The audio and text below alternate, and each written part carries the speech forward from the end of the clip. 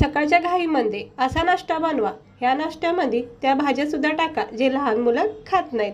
त्याचा व्हेजिटेबलने भरपूर हेल्दी नाश्ता फक्त 2 कच्च्या बटाट्यापासून बनवायचा.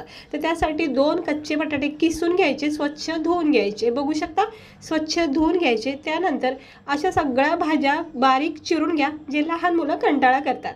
सोबत थोडंसं गव्हाचं पीठ, म्हणजे पूर्णपणे हेल्दी हा नाश्ता तयार होईल. तर सगळ्या भाज्या बारीक चिरून घ्यायचे. इकडे मी काही व्हेजिटेबल बारीक चिरून घेतलेत. कच्चा बटाटा एका भांड्यामध्ये काढायचं, त्यामध्ये ह्या सगळ्या भाज्या मिक्स करून घ्या.